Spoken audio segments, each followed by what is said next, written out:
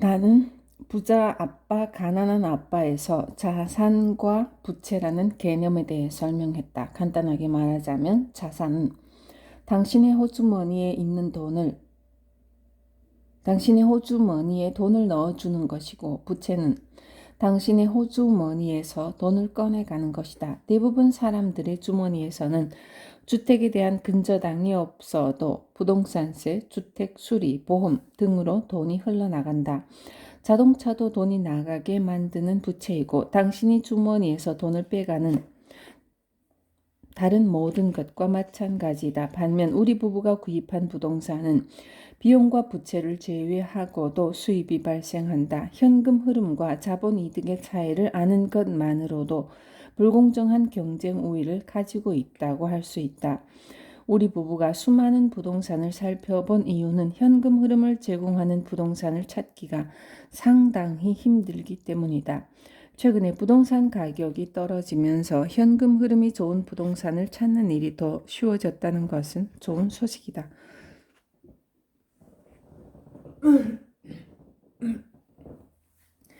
금융위기에서 가장 큰 손실을 본 사람들은 자본 이득을 노리고 부채에 투자한 사람들이다.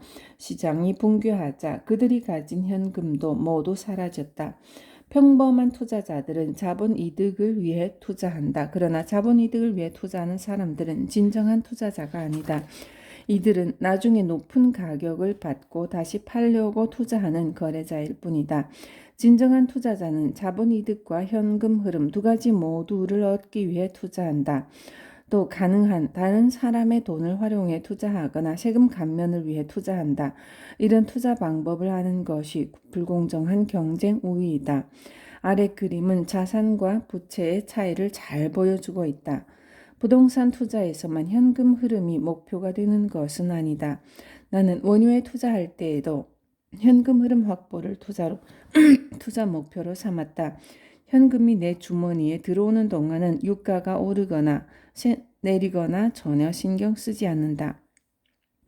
많은 사람들이 배당금을 노리고 주식에 투자를 한다. 배당금도 또 다른 형태의 현금 흐름이다. 채권을 사는 사람들과 저축을 하는 사람들도 이자라는 현금 흐름을 가지고 있다. 나는 저서와 게임에서 인세와 사용료를 받고 있다. 이것도 일종의 현금 흐름이다. 배당금과 이자와 사용료 등은 용어는 다르지만 현금 흐름이라는 점은 모두 동일하다. 하지만 불행하게도 최근의 금융위기 이후 배당금과 채권이나 저축으로부터 나오는 이자는 감소했다. 이 때문에 배당금이나 이자라는 현금 흐름에 의존하는 많은 사람들이 손해를 입었다. 나는 어렸을 때 모노폴리 게임을 통해 현금 흐름이라는 값진 교육을 배웠다. 앞서 설명한 그림으로 다시 돌아가 보자. 모노폴리 게임에서 초록색 집 한 채는 내 주머니로 돈이 들어오는 현금 흐름이다.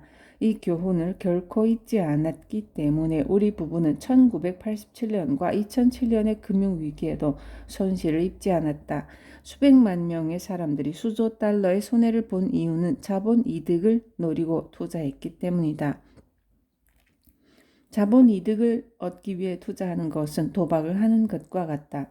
우리는 언제나 시장의 오르내림에 주의를 기울여야 한다. 이 때문에 많은 투자자들이 투자가 위험하다고 생각한다. 그러나 당신이 통제력을 가지고 있지 못하면 투자뿐 아니라 모든 것이 위험하다는 사실을 명심하라. 주일학교에서 나는 내 백성들이 지식이 없어 망하는 도다라고 배웠다. 현재 수백만 명의 사람들이 금융교육을 받지 못해 경제적으로 힘겨워하고 있다. 모노폴리 게임에서 배운 값진 교훈인 현금 흐름과 자본 이득의 차이를 알았다면 사람들은 큰 손실을 입지 않았을 것이다. 세 번째 교훈, 다른 사람들이 나에게 돈을 내도록 하라. 모노폴리 게임은 다른 사람들이 나에게 돈을 내도록 하는 방법을 알려주었다. 모노폴리 게임에서 당신은 초록색 집이 한 채 있고 그 임대료가 10달러라는 권리 증서를 가진 다른 사람의 소유지에 도달하게 되면 10달러를 지불해야 한다. 가혹하게 들릴지도 모르지만 다른 사람들이 당신에게 돈을 내도록 만드는 방법을 배우는 것이 진짜 금융교육이다. 팁, 금융교육을 위한 조언. 학교의 금융교육은 정부와 은행 그리고 투자은행에 당신의 돈을 맡기도록 하는 방법을 가르치고 있다. 진정한 금융교육은 다른 사람들이 당신에게 돈을 내도록 하는 방법을 가르치는 것이다. 금융교육을 받지 못한 사람들은 아무 생각 없이 자신들의 돈을 세금이라는 형태로 정부에 지불한다. 주택대출금 이자, 자동차 할부금 이자, 신용카드 수수료, 그리고 학자금 대출 이자 등의 형태가 그것이다. 그리고 인플레이션이라는 형태로 석유회사와 전력회사, 그리고 식품회사에 돈이 흘러들어간다. 퇴직연금에 가입한 사람들은 은행에 돈을 맡긴다. 이것은 부자들은 더 부자가 되고 가난한 사람은 가난하게 살고 중산층은 더 열심히 일해야 하는 이유이다.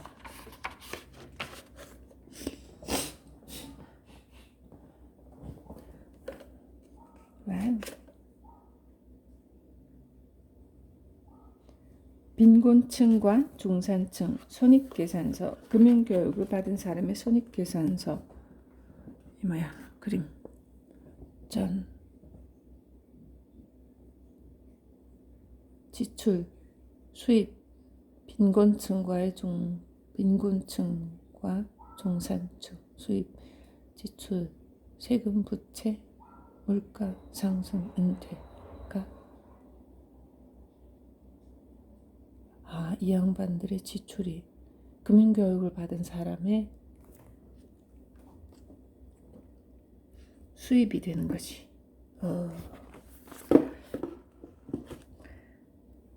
팁. 금융교육을 위한 조언. 동전에는 양면이 있다. 모노폴리 게임을 통해 나는 돈을 받는 편에 속하는 방법을 배웠다. 대부분의 사람들은 돈을 지급하는 편에 있다. 금융교육을 받지 못하면 대부분의 사람들은 금융교육을 받은 사람들에게 자신의 돈을 매달 지불해야 한다. 돈을 받는 편에 속하고 싶다면 금융교육을 받아야 한다. 모노폴리 게임을 통해 나는 9살 때 $10의 소득을 발생시키는 초록색 집의 중요성을 알게 되었다. 나는 부자들은 다른 사람들이 자신들에게 돈을 내도록 한다는 사실을 깨닫게 되었다. 이런 사실을 알았기 때문에 금융교육을 더 받고 싶었다. 모노폴리 게임은 내가 다른 사람들로부터 돈을 받는 사람이 되는 방법을 알려주었다. 이것이 진정한 금융교육이고 시장이 붕괴됐을 때에도 우리 부부가 손해를 입지 않은 이유이다. 우리는 경기가 좋을 때나 나쁠 때나 다른 사람들이 우리에게 돈을 지불하도록 하는 상품에 투자했다. 시장이 폭락하고 부동산 가격이 하락했을 때 우리는 퇴직연금에서 자금을 빌려와 리조트와 골프코스를 매입했다. 은행들은 우리 부부가 더 많은 아파트를 살 수 있도록 수백만 달러를 빌려주었다. 은행들은 우리가 세입자들이 낸 돈으로 대출금을 갚을 것이라는 사실을 잘 알고 있었다. 시장이 붕괴된 이후에도 소비자들은 유가의 상승과 하락에 관계없이 여전히 기름을 사용하고 있다. 인플레이션이 발생해 물가가 상승하면 우리 부부는 더 많은 돈을 벌게 될 것이다.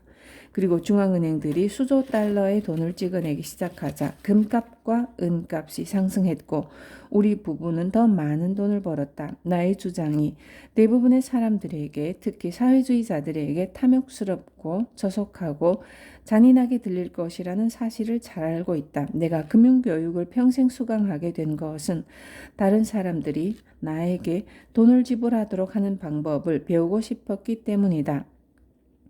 사람들이 나에게 돈을 내도록 만드는 방법을 배우는 것이 열심히 일해 번 돈을 부자들과 정부에게 지불하도록 훈련받는 것보다 현명한 일이다.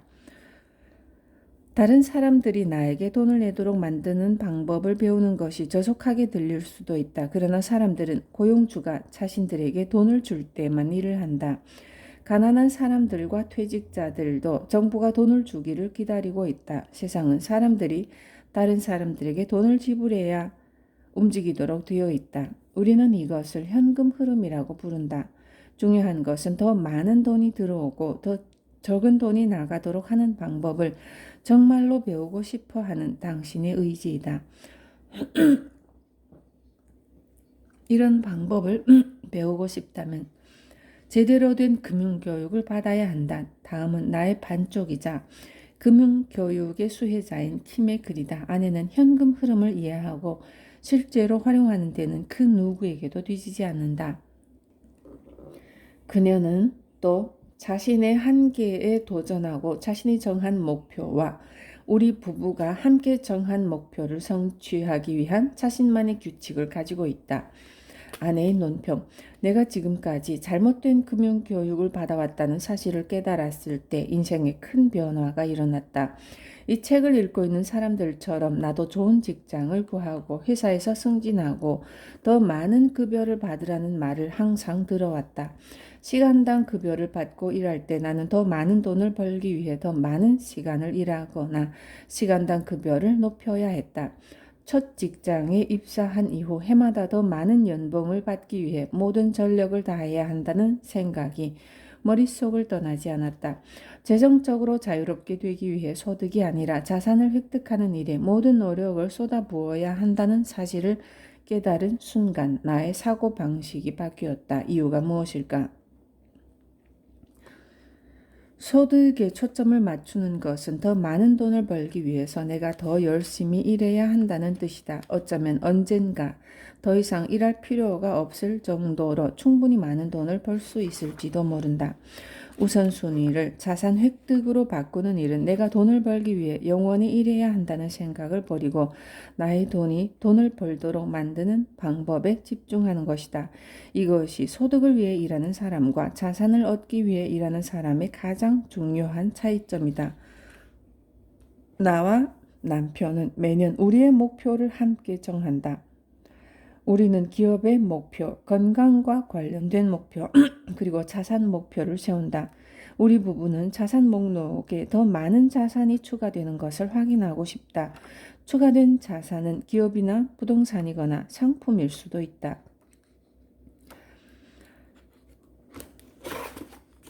와우, 이렇게 됐네. 손익계산서. 나는 수입에 중점을 두도록 교육받았다. 손익계산서, 수입. 현재는 자산에 중점을 두고 있다. 수입하고 자산, 대차 대조표. 오케이. 수입, 자산. 나는 1989년에 처음으로 투자를 시작했다. 당시 투자에 자신이 없던 나는 집 주변을 중심으로 투자처를 찾아보았고 임대율이 높은 침실이 2개 있는 아담한 아파트를 발견했다. 나는 몇 번의 협상을 통해 아파트를 구매할 수 있게 되었다. 그러자 이번에는 더 큰 두려움이 몰려왔다. 나는 얻을 수 있는 것보다 잃을 것에 더 신경을 쓰게 되었고 그 집을 사서는 안 되는 모든 핑계거리를 찾았다. 나는 두려움을 가라앉히고 아파트를 매입했고 내 생애 첫 번째 임대 부동산과 세입자를 갖게 되었다. 월세를 받고 각종 비용과 주택담보이자를 지불한 뒤 한 달에 $25의 현금 흐름이 생긴 것이다. 작지만 매력적인 임대 부동산을 매수한 1989년의 나의 자산 형태는 아래 그림과 같다. 이렇게. 자산, 침실 2개, 화장실 1개의 아파트가 매월 $25 나의 수입으로 들어오게 되었다. 자산도 늘고 수입도 늘고. 제가 안 늘었나? 같은 해에 우리 부부는 첫 번째 자산 목표를 설정했다. 우리 목표는 1년에 2채씩 10년 안에 20채의 임대 아파트를 마련하는 것이었다. 이것이 재정적으로 자유롭게 되겠다는 우리의 중요한 목표를 향한 첫 번째 작은 목표였다. 목표 설정은 우리가 원하는 것이 매우 분명해지고 목표를 달성하도록 노력하게 만든다는 장점을 가지고 있다. 우리가 목표를 향해 움직이기 시작한 이후 부동산 투자에 대한 나의 지식은 기하급수적으로 늘었다. 나는 부동산에서 나오는 현금 흐름에 대해 더욱 관심을 갖게 되었다. 우리 부부는 10년이 아닌 18개월 만에 21채의 임대 아파트를 소유함으로써 목표를 달성했다. 1991년도에 우리 자산은 다음과 같다.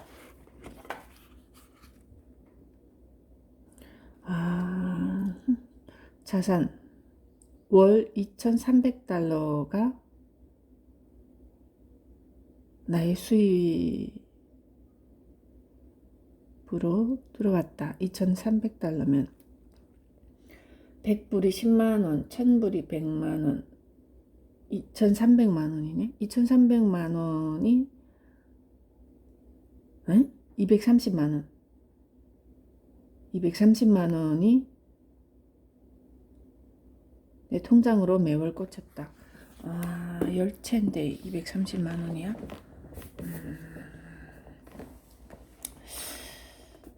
어떻게 100% 대출 받았나? 첫 번째 목표를 달성하자 우리는 재정적으로 자유로워지겠다는 원래의 목표에 한층 더 가까워졌다. 우리 부부의 다음 목표는 생활비로 지출되는 돈보다 자산에서 발생하는 현금 흐름이 더 많아지도록 하는 것이었다. 이 목표를 달성하는데 3년이라는 시간이 걸렸다. 1994년 우리 자산의 현황은 다음 그림과 같다. 3년 만에 매월 10,000불, 10,000불이면 1,000만원이 임대 수입으로 들어왔다. 우리 부부에게 재정적인 자유는 생활비로 쓸 수 있는 100만 달러를 은행에 저축하는 것이 아니었다. 우리가 일을 하거나 하지 않거나 매달 투자 상품에서 현금 흐름이 발생하도록 하는 것이었다. 1994년에 우리 부부의 현금 흐름은 한 달에 10,000달러였다. 비록 큰 돈은 아니었지만 당시 우리 부부의 한 달 지출은 3,000달러에 불과해 우리는 재정적으로 자유롭게 되었다. 자산에서 발생하는 현금 흐름이 우리의 한 달 생활비보다 많던 당시 우리 부부는 인생에서 우리가 정말로 원하는 것이 무엇인지 스스로에게 물어보는 사치를 누렸다. 돈이 있다는 사실보다 이런 질문을 할 수 있다는 것이 진정한 자유가 아닐까? 그렇다면 우리 부부의 불공정한 경쟁 우위는 무엇일까? 첫째, 우리는 함께 재정적인 목표를 세운다. 둘째, 우리는 목표를 달성하기 위해 함께 공부하고 연구한다. 우리는 세미나에 참석하고 책을 읽고 진정한 전문가를 만나고 훌륭한 조언자와 함께 일해 인생에서 원하는 것을 얻고 있다. 데이트를 할 때 내가 남편으로부터 받은 첫 번째 선물은 보석이나 향수가 아니라 회계학 세미나였다. 남편은 내가 자산과 부채의 차이를 확실히 알기를 바랐다. 대학을 졸업할 때 나는 다시는 학교에 발을 들여놓지 않겠다고 공언했었다. 나는 교육에 진저리가 났었다. 하지만 이틀 동안 회계 수업에서 게임을 하면서 내가 배우는 것을 좋아한다는 사실을 깨달았다. 나는 단지 기존 학교들이 가르치는 내용과 교육 방법이 싫었던 것이다. 나의 열정을 다시 살아나게 해주었다는 점에서 남편의 첫 번째 선물은 회계학 수업 그 이상의 의미가 있었다. 세상에는 돈에 대한 수많은 정보가 존재한다. 그래서 우리는 가장 적합한 정보를 찾으려고 끊임없이 노력하고 있다. 나는 우리가 참석하는 모든 강의에서 누구나 새로운 아이디어 하나쯤은 얻을 것이라고 생각한다. 계속 발전하기 위해서는 때때로 자극이 필요하다. 그래서 우리는 좋은 자들과 함께 일한다. 나는 이것이 우리 부부의 불공정한 경쟁 우위라고 생각한다. 훌륭한 좋은 자들과 함께 일하는 것은 로켓을 만드는 과학도 아니고 특별한 비법도 아니기 때문에 누구나 할 수 있다. 나는 함께 일하는 것이 부부관계를 새롭게 하고 발전시키는 중요한 요소 가운데 하나라고 주장하고 싶다. 이를 통해 우리 부부는 인생에서 진정 원하는 것을 성취하고 있다. 매년 정월 초하루에 나와 내 남편은 다른 목표들과 함께 우리의 자산 목표를 정한다. 우리는 재무제표에 있는 자산 목록에 지속적으로 또 다른 자산을 추가하기 위해 목표를 정한다. 현재 우리의 자산 목록은 기업과 부동산, 금융자산, 그리고 상품과 같은 4가지 자산으로 구성되어 있다. 우리는 현금 흐름이 발생하는 기업체를 설립했고 아파트에서 상업용 부동산 그리고 리조트와 골프 코스까지 다양한 부동산을 가지고 있다.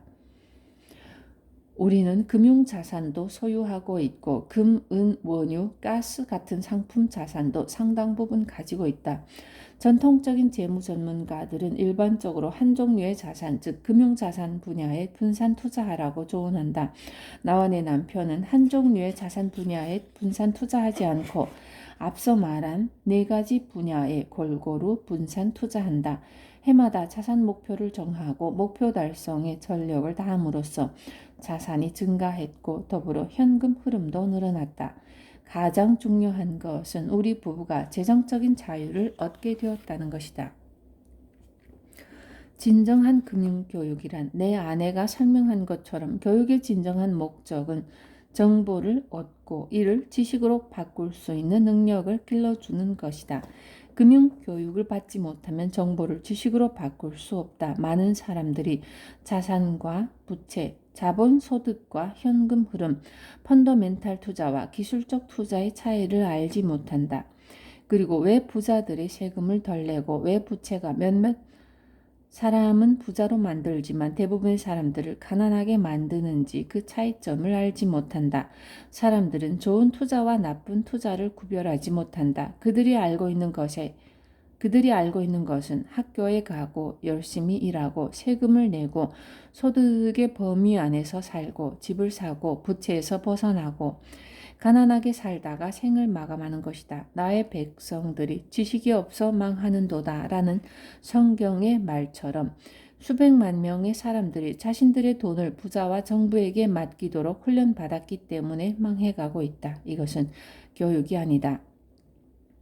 자주 물어보는 질문. 그렇다면 내 돈을 어디에 투자해야 할까? 간단한 답변. 세 가지 중에서 하나를 선택하면 된다. 선택은 당신의 몫이다. 1. 아무것도 하지 않고 부자가 되기를 희망하는 것이다. 하지만 나의 부자 아빠가 말했던 것처럼 희망은 절망에 빠진 사람들을 위한 것이다. 2. 당신의 돈을 전문가에게 장기적으로 맡긴 다음 주식을 사서 보유하고 기도하라. 3. 당신의 금융교육에 투자하는 것이다. 돈을 투자하기 전에 먼저 시간을 투자하라. 이 책을 읽은 것도 시간에 투자한 것이다. 금융교육에 대한 투자가 현명한 투자이다.